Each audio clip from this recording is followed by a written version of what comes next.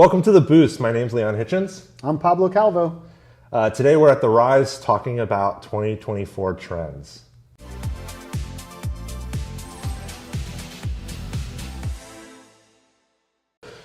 "2024 trends. We're almost in 2024, 2023. Lots happened, right? A lot, yeah, absolutely. I think way more than we could have predicted. We pulled a few articles. I pulled Pinterest, we've got some stuff from Google, and then we've got some general content marketing from Asana. And some of our own insights. Yes, hopefully, maybe. The big one I think we want to start with is like what Google's predicting. When I was going through it, some of it was like very brand safe stuff. It was setting up or scaling up sustainability efforts. Talking really about marketing operations, the importance of agencies and branding addressing their carbon footprint, environmental impact. I think some of that's important. However, like to consumer, doesn't really make any changes or anything. Like it's not there. The one that I think Google's talked about and we've done a recording on now is responsibility with AI in marketing. Like how is it used? Yeah. There's like an ethical AI use in marketing, setting KPIs, how it's used, and then also just figuring out like how do you like keep sensitive data, trade secrets without divulging. Yeah. Right. I think that's going to be the really big push in 2024 is figuring out AI. There's a lot of questions on like how do we use it? How do businesses use it?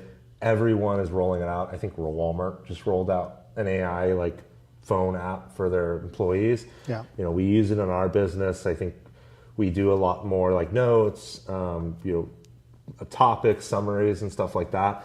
But figuring out how AI fits into it is going to be a overarching trend and conversation throughout the whole year, and I think for years to come. I think part of the way I see our role, at the very least, is we spend every day learning about the technologies that we use on a day-to-day basis, right? The people that come to us and ask us to help them implement these technologies into their businesses, here's a trade secret, guys. We're figuring it out just like you are. But we spend most of our day looking at that while you guys are probably, working on other things.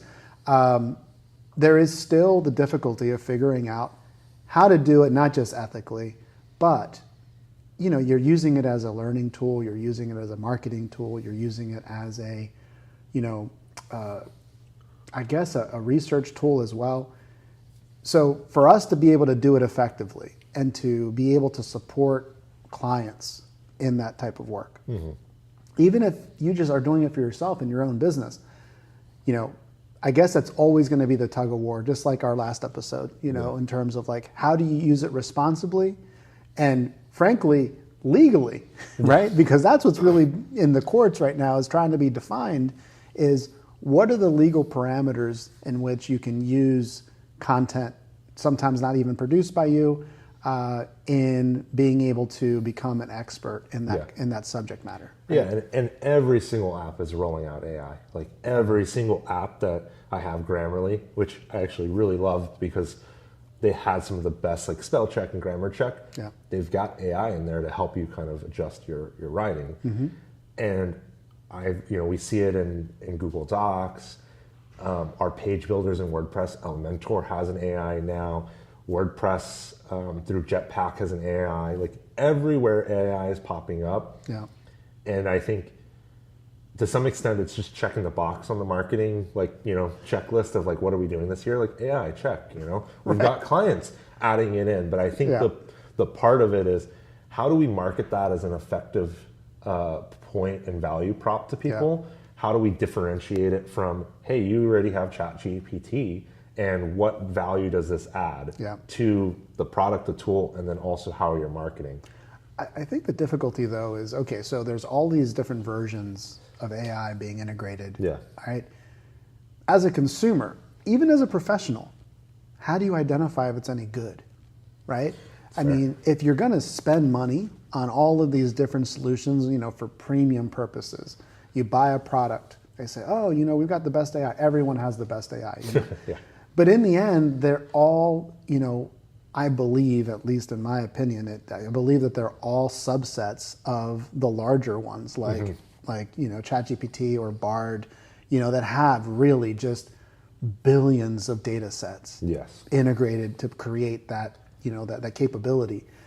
So sometimes I kind of caution, at least myself or sometimes clients, and saying, hey, I know you're really excited about, jumping onto the AI bandwagon, but how do you validate it? How do you test it? How do you make sure that it works? I remember, I think it was earlier this year that we had a client that wanted to integrate, AI chatbots on their site to just be able to handle all of the chat functionality, to be able to support, prospects and that sort of thing.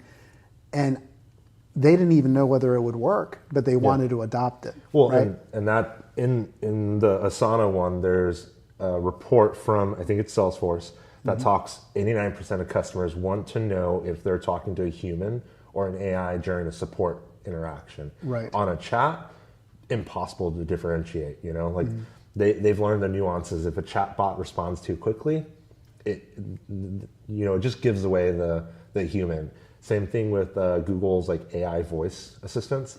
They've found that when a AI does ums, ahs, pauses, they throw people off. They throw people off, and it almost tricks people into it. So there is that part is really figuring out is an AI a good support model tool, and I think it really is, but also distinguishing for those consumers that, hey, you are talking to an AI. Just like when you call into a phone tree, right? You always ask, talk to a human.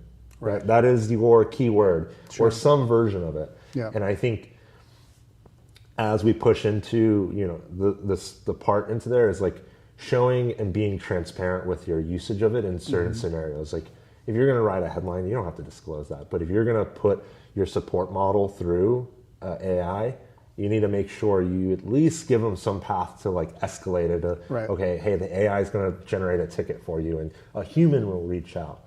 What's funny about that is that, this isn't necessarily a trend, but just sort of an observation on that potential trend of the integration of AI into businesses. So and I learned this actually when I started using, more of these large language model tools in my day-to-day tasks. One of those things was, for example, saying please and thank you and all of the human niceties that you normally are accustomed to in writing and communicating with another, person, right? Well, with AI, you're supposed to be very dry, very direct. You're supposed to tell it, almost command it to what you want it to do.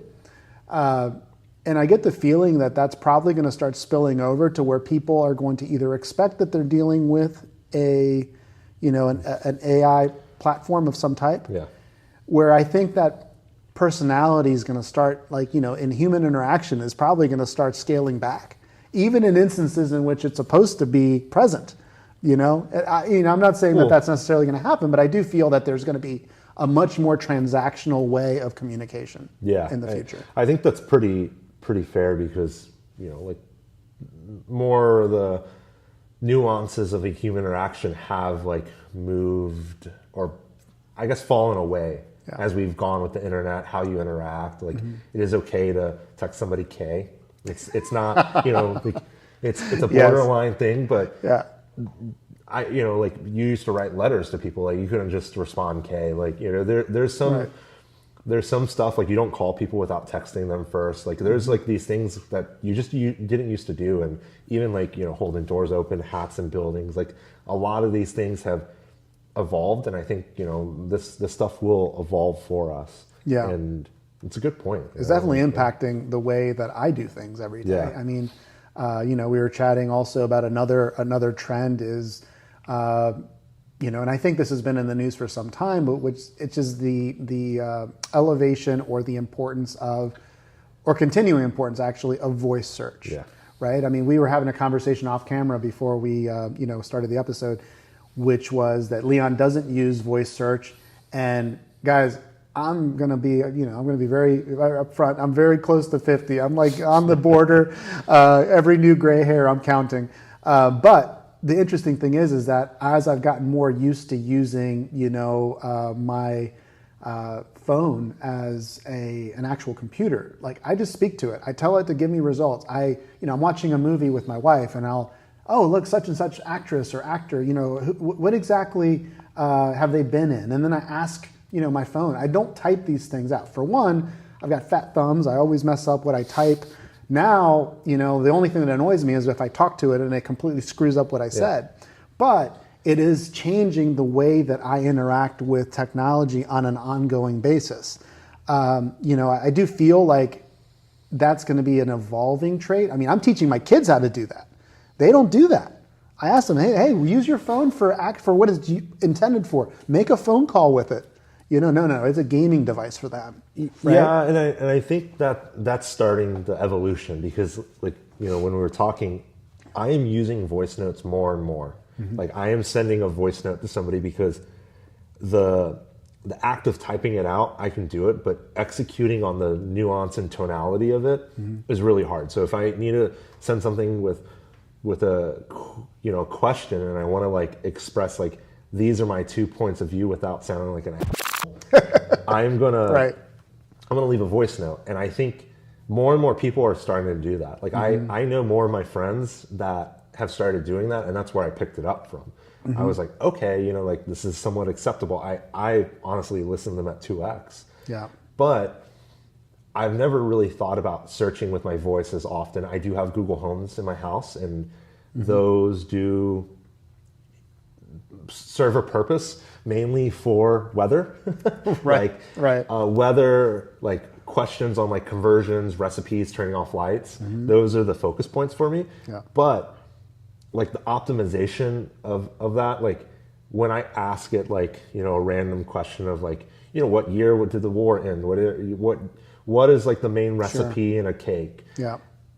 Those sites that pop up, if Google doesn't know the answer, it tells you, hey, I found it on simplyliving.com. And there, those optimizations are super important. It's kind of when we do an article, we often write to a question. Sure. So, if somebody's asking the best way to do marketing in 2024, we're going to say, hey, SEO, voice, AI, we need to make sure we've got a sentence or two in every paragraph that answers the question right off the bat. Yeah. And I think to your point on AI, that's even going to shift human consumption. Humans scan and skim. We've all got, and I say this all the time, we've all got an attention span of a goldfish. Goldfish. Yeah. And we're training our children to have that too. TikTok, Vine, YouTube Shorts. The fact that my daughter can't even watch a full TV show because she wants to hit the next video shows that shortness and to the point content is always going to excel in this day and age. And I think the optimization of that for SEO is often, yes, you're going to have probably 2,000 words on something, especially on a recipe, but you need to answer their questions off the bat, right away. And then go into your... That's the value proposition, right? You're saying this is why you're here. Yep. You're giving them the answer to their question, and then you can add to that. But you also assume that if you're extending too much, that everything that's going to be said on the back end is going to be ignored, right? But I think that's okay on a human consumption point. Yeah. We're writing for two audiences, right? Sure. We're writing for the SEOs, bots, and then we're writing for humans. The humans read the first sentence. They maybe buy your product, if you're selling something, click an affiliate link. Yeah. The bots on them will turn around and consume that and say, we need to rank for you more. So it's a necessary evil in the SEO world. Yeah. But I think the voice optimization is going to require a focus on the to the point content. Sure. And, when we write, I always try to make sure if there's a question, we've got a client, how do you get out of DWI or something like that? Sure. Or speeding ticket. The first paragraph needs to be very clear, concise, and to that point. And then you can break down, hey, here's the process. Jam the keywords in, put the other information in, have the notes and everything, but that first part needs to be easily consumed. Right, to increase engagement and to make sure that they stay. Right? Yeah, and to all of that is kind of like playing into the next trend, which is social media, like right. I think social media is changing as a core part of what we consume and interact with. Influencers play a bigger part in our social media world than ever before. Brand accounts are less important. Like when somebody comes out and they're part of a brand, like Elon Musk, he was Twitter or X. He is Tesla. Like you cannot differentiate the two. Just like others out there are the brand that they owned and themselves. Right. And I think there's going to be a lot of shifts. X doesn't have advertisers. They're moving to a payment model. Facebook's starting to realize like, hey, we've got like news is less of an important thing than it was before. Like how Facebook was a news platform. They're saying no, we were going to focus on Instagram. We're going to focus on Threads, which is really focused on like short form text. TikTok is really focused on like more types of like information content, like bite-sized pieces. I think most of the videos are a minute less. And then you've got other platforms chasing that now. Like just like back in the day, it was all Snapchat. Everyone chased stories. That was like a bite-sized piece of content. 30 seconds, 60 seconds, same thing now. Everything's there. And if you trust somebody, you're going to find that influencer, no matter who they are, business or personal, you're going to say, hey, I'm going to trust them way more. I'll follow them. Yeah, right, like I know, like in the B2B space, there's like the car salesman that teaches car salesmen how to sell. He's got a course and everything, but he always talks about, as a car salesman, you have to like be separate from that, Toyota dealership you're at. You have to be a unique character, and that's how they go viral. That then get people to come in. Even bartenders. Like I see bartenders on TikTok that constantly have big followings. Yeah. And that bar is okay with it because they're like, hey, you're getting in more people, you're more people. That person leaves, the followers follow. They go. And I think that's more often than not that it's kind of showing that social media has shifted from what it was 10 years ago, where Wendy's was the really cool one out there. It is now about a person, and that person being authentic, showing what it is, and then talking to an audience. Yeah, I mean, it's interesting because when I think of the influencers, as we're talking about, right?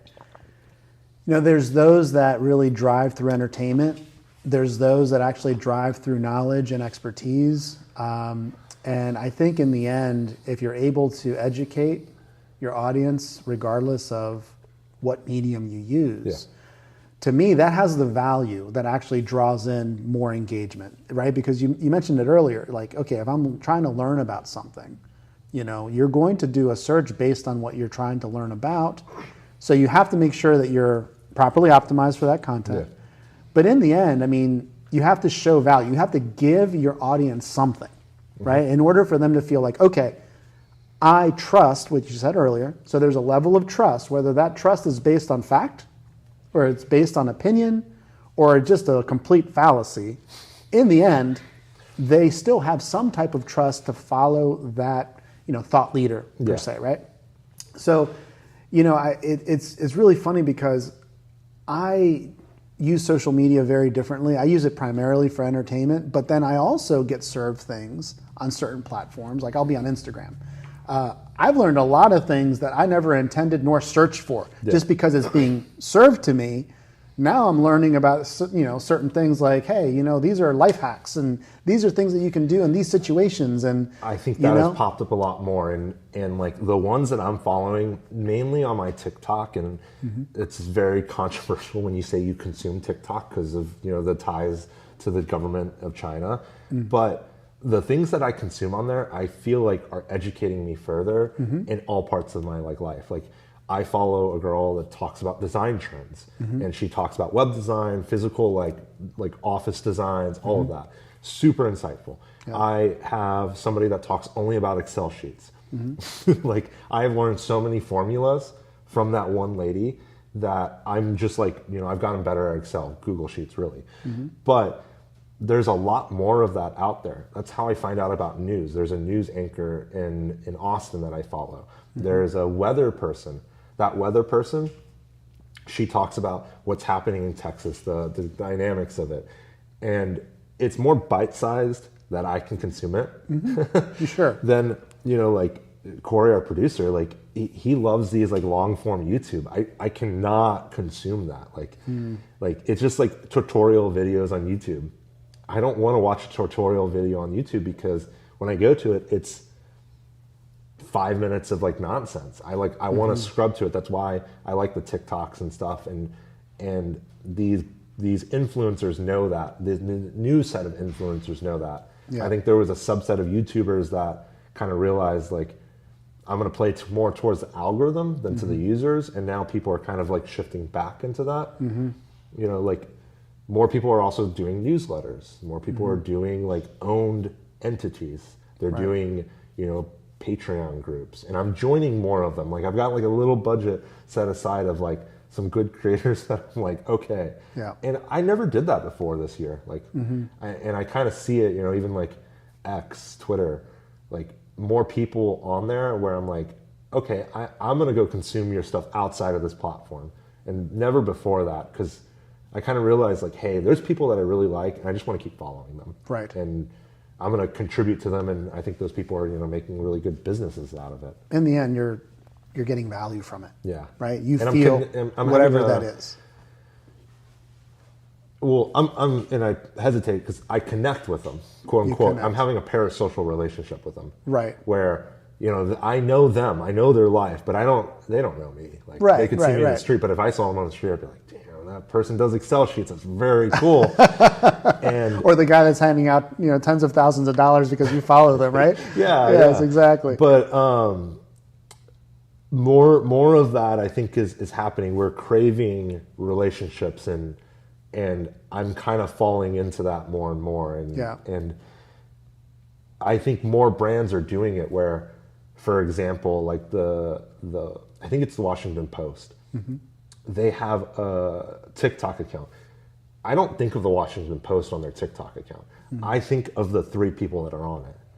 Right. And when one of them left, I followed to the next spot. Yeah. Like it was kind of interesting that I was actually like, oh my gosh, this person's leaving like this company. I'm going to go to that. Like they're not so much there. So I think we're going to see more and more people pop up that are tied to a brand.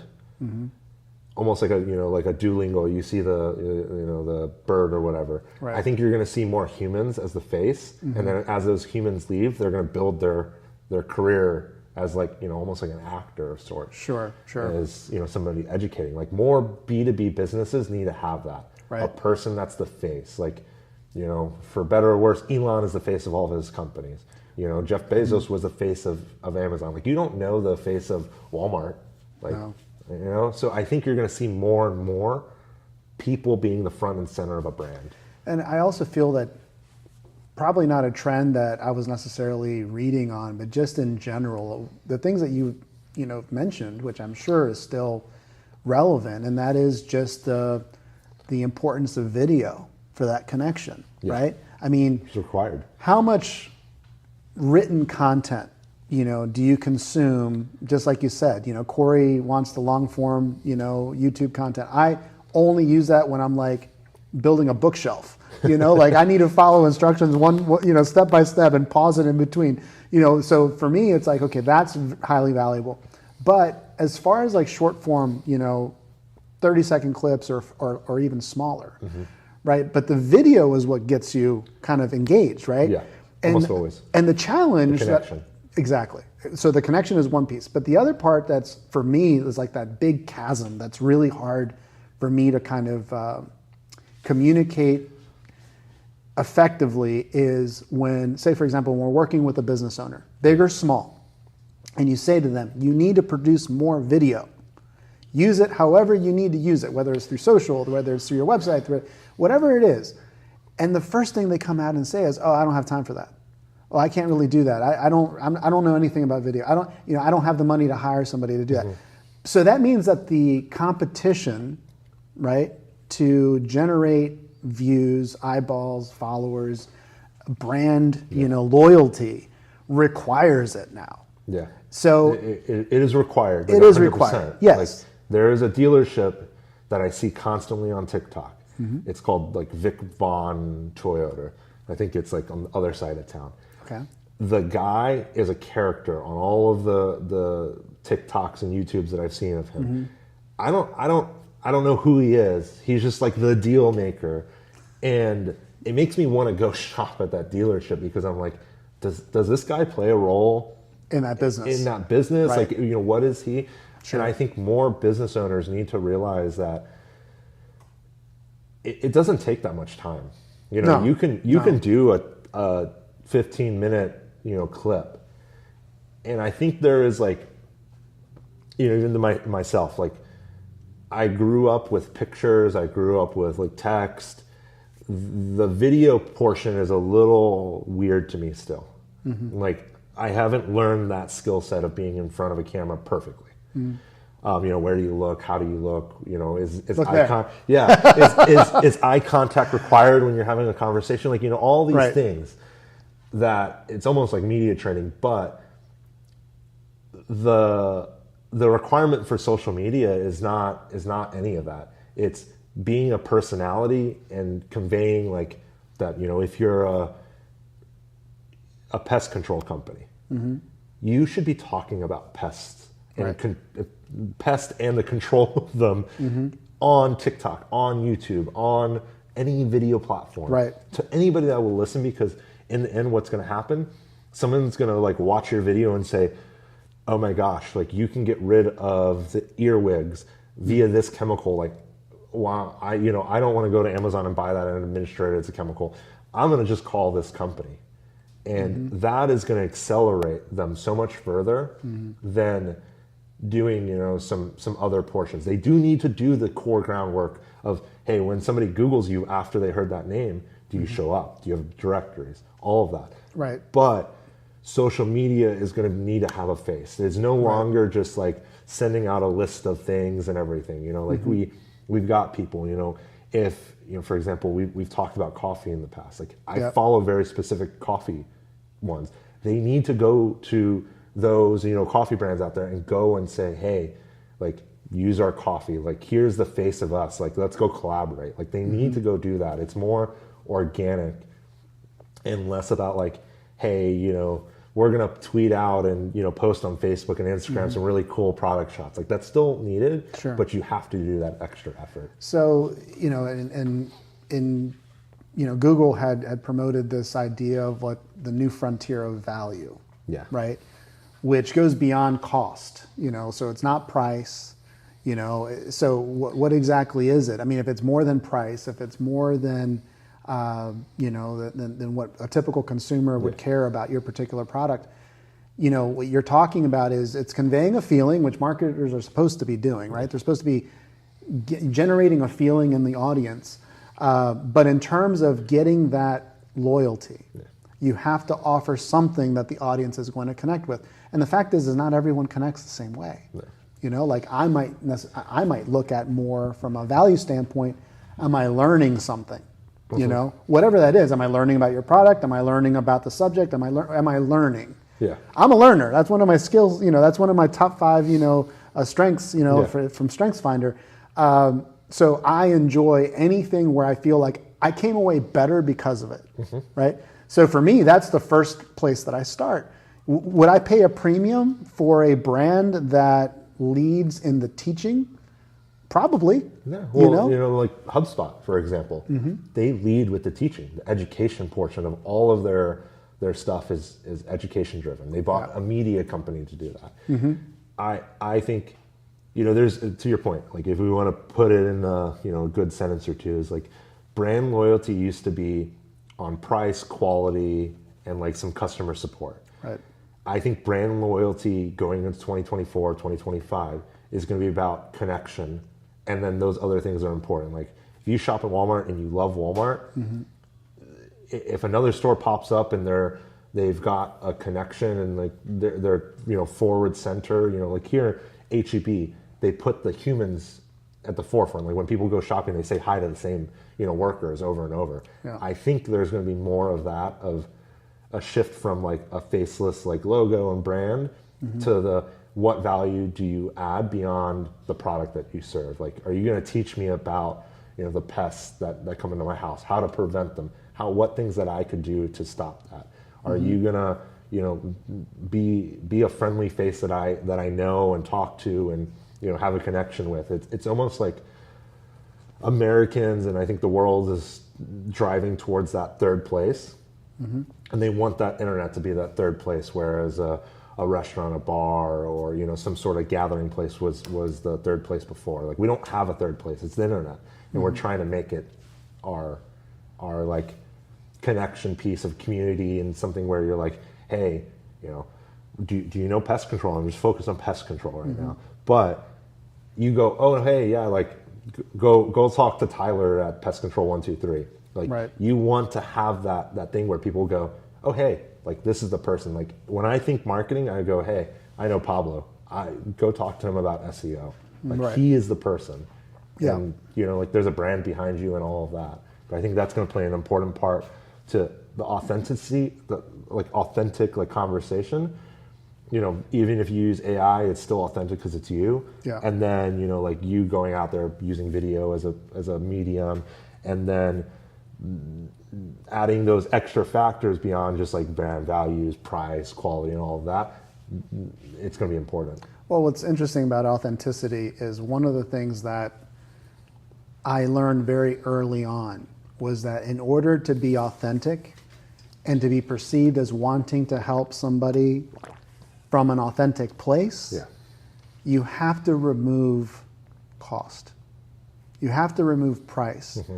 Because if generating the revenue is the most important thing to you, I don't know how much trust you're going to generate from somebody that they feel like you're trying to get them to pay, and that's the only way that they're going to get your help. I do feel that there's a certain level of altruism that has to participate or be part of the process where you're trying to authentically help somebody. Let them know that you're not trying to help. I mean, how many times have we given somebody free advice? Things to look for, things to do on their own. Just to be helpful. Just to be helpful, and right, nice. exactly. Yeah. I mean, you're not just, you're doing it because you really do want to see that person or that company succeed. Yeah. If they can't afford you, that's unfortunate, but that's... You point them in the right direction, you help them, you give them a referral. Right. You maybe tell them some things that they need to do, and you're just being a good steward, like a respectful human being. And I think, we've touched on, how AI shifts like conversation and all of that. Like, there's still a human connection, and that's going to be the important part of it. Exactly. So that's incredibly important for being able to succeed moving forward in this year. So I think we did AI, we talked about SEO, we talked about social media. I think we dabbled on this customer experience focus, like personalization, improved UI and UX and all of that. It kind of ties to like, making sure there's education in all parts of that. There is two left, which is virtual reality marketing and consumer privacy. Yeah. I think virtual reality is a shorter topic. Yes. In my view, it's kind of like the voice stuff for VR. Like, I think it's been an ever-present, the metaverse, all of that happening. I don't really see that like a 2024 trend. I see it as like a 10-year journey. Like, I just don't see most brands on a small business basis being able to do anything in VR. I think the big ones are going to be Walmart, virtual shopping, IKEA, doing that. But I don't really see it being an important part of like a small business's marketing tool. No, the time is always going to be a factor, and that does require a certain degree of expertise and production and technology. I think we have to look at it from the standpoint of, from a small business perspective, what kinds of things can they implement into their day-to-day operations that doesn't take a significant amount of time. Yeah. And would it be possible to potentially hire someone to lead that sort of effort, even at a topical level, where they're not necessarily doing only that job? But I do think that over time, most businesses are going to have to hire somebody, right? Whether it be internal or source it, but eventually they're going to have someone within the business that understands the topic. Yeah. Because I feel like that's one of the gaps that we run into a lot, where you have a client that comes to you and says, Leon, you're the expert. I don't really care. How do we get there? Just get there. And I'm just handing the keys over to you. That's always a recipe for disaster, right? Because then they come back later and said, oh, well, you didn't tell me it was going to take this much time. It's going to cost this much money. It's going to be all of this effort that I don't have time for. Well, you said to take care of it, right? Yeah. So I feel like there is, almost like a requirement if you're going to do business today. There is a requirement for the business owner to become knowledgeable, even if it's not deep knowledge, but they need to understand the rules by which you're playing, right? The platforms that you're leveraging and the why you're using it. Yeah, they have to put themselves in the consumer's shoe in the end. Yes. Like, how are people going to find your business? If you're a restaurant, Googling is probably one of the things, but also like food influencers coming to your spot. Yeah. Like doing videos of it and sharing it. There's a, and I go back to TikTok all the time. There's a TikToker, I think he's from Houston. His name's Keith Lee. Mm-hmm. He goes and does I think he sends his family and gets the food, tells the experience, rates the food. Yeah. And that's part of the marketing. It's required because that person's going to bring in an audience that you probably never tapped. Right. And all of that, you have to understand it. Like, even if you don't understand, this day and age, you can't say, I don't understand computers. You just can't. You have to know, hey, okay, great. I'm not the best at it, but I can know how to PDF something. That's required. I think the same thing in all of the marketing. Hey, I know what SEO is. I know what Facebook ads are. I know what influencer marketing is. I don't know how to do any of it, but can you educate me on it is the important part. That's the key, right? Guide you through the process more than hand it off. And the business owners that are engaged to some extent of hey, what do you mean we have to write 1,000 articles and, build 100 backlinks? How does that span? How long is it going to kind of impact? How do we get these influencers in? All of that's going to have to be a discussion, less than a, this person went off and did it. You wouldn't just let, get in a restaurant. You just wouldn't let your chef or your team doing all the cooking just go make food. Right. You would kind of check the quality, you do that. Same thing with the marketer. You got to understand that, hey, they're doing all of this. What are they, which buttons are they pulling? What recipes are they pulling from? What ingredients are they using? Great. You don't have to understand all of it. Just to go another analogy with the food, you don't have to understand why the garlic makes the dish taste so much better, but you have to understand that the garlic is part of the dish. That dish, right, of course. So same thing with the marketing, and I think it is a core part of it. Yeah, agreed there. All right, well, I think that covers everything we wanted to talk about. Yeah. But as always, make sure that you comment, follow, whatever it is that you want to learn about, please let us know as well, because our episodes are driven not just by our own knowledge, but also by what the audience cares to learn more about. No, that's all I got. All right. Thank you for joining us on another episode of the Boost.